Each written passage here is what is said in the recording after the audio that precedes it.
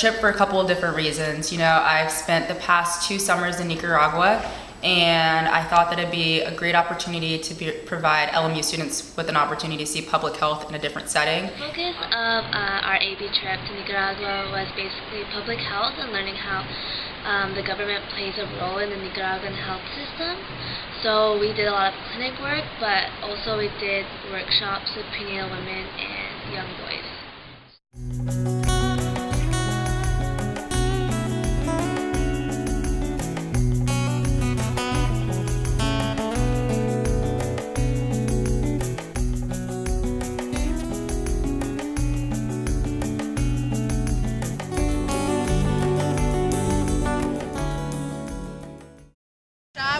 I've been with the women, and I know the first day they didn't seem as interested in what we were saying, but then the second day I thought they seemed a lot more engaged, and they were taking in the information. They wanted to hear what we were saying, so I guess that was cool to hopefully they'll take that information and apply it, because they did seem like they genuinely cared about what we were saying. So it's interesting to see what they are interested in, what they care about for their baby. An inspirational moment that I had on the trip was definitely when we did our workshops with the young men. In the workshops, we started off with questions, and then we just went right into it. We went right into a basic sex talk, and then talking to them about contraception and contraceptives that were available, and how the availability in Nicaragua and through the clinics.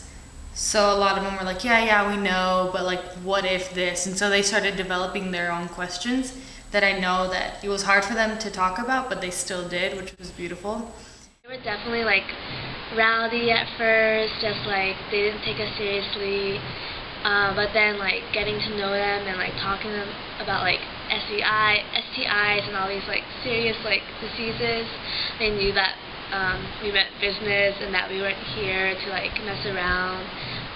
And definitely hearing about what they thought of about relationships and about healthy relationships with with themselves and their peers and girlfriends if they had them. It was beautiful to see their reaction at the end when we asked them oh, what did you learn? And one boy said I'm going to concentrate on my education and be the best man I can be and respect women. And I actually started to cry because you don't see that often, especially boys that young, and especially boys in those situations where we were in such an impoverished area. And I don't know, I think his words will stay with me for the rest of my life.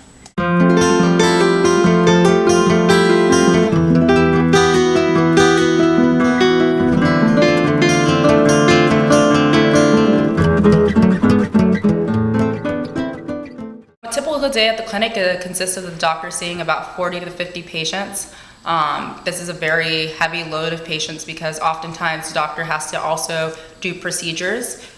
Each doctor there is assigned to a different sector of people, so wherever the people live is the sector that the doctor is assigned to, and so they see similar patients day by day. I would say the vast majority of the patients that we saw at our clinic were pregnant women, and those women aged from 14 to about 25 in age. Es la poca medicina, el descontrol que hay en los centros de salud o hospitales. What I saw was predominantly women and coming in with the really young kids and pregnant women that would come in. And yeah, I didn't really see any injections or anything, but I did notice that the doctor, he kind of has a rhythm, usually takes your blood pressure, and then he write a lot of prescriptions. Most of the people there just come in whenever they need an immediate healthcare problem, they have an infection and something hurts, or they're pregnant. So most people do not see a doctor on a regular basis. The school system and the public health system, they're actually very intertwined. They kind of rely on each other because the doctors from the public health system, they go into the schools to give different vaccinations to all the kids at the same time. And the teachers are actually responsible for having their medical cards with them to know which kid has got which vaccine, to know their ages, so we know which vaccine to give to which child. So it's really an interdependent relationship. And the teachers also played a big role in helping give the vaccines. Like, a lot of the students were crying because the vaccines are given in front of the classroom. So most of them were crying and kicking and running around, and they really take that role of being a mother, and they help like bring them together, and like they'll like carry them and like hold them as they're getting as each student is getting a vaccine. So it's like a very like family oriented like school system, and so it's that way in the clinics as well too. So the amount of like resources and like money and like supplies they have, it's like I think they've been doing like a really good job, and like the amount of people they can help like in any given day. Like my clinic was like packed every morning, and by 12 like mostly everybody was helped.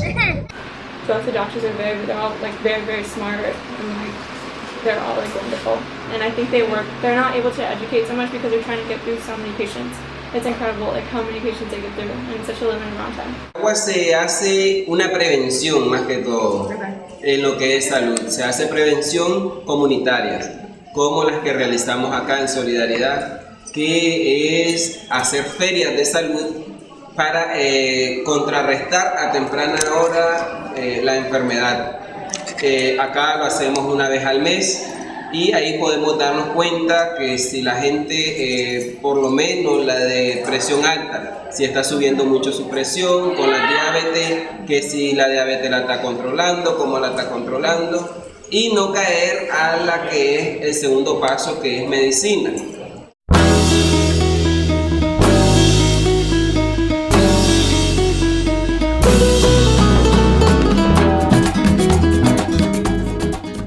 So what I took from the trip is that public health is talking with your peers about nutrition, talking with your peers about STIs, like the work. I believe like one of the most important things we did was those workshops. Of course, like we encourage them to go to the clinic, but I think that like we like try to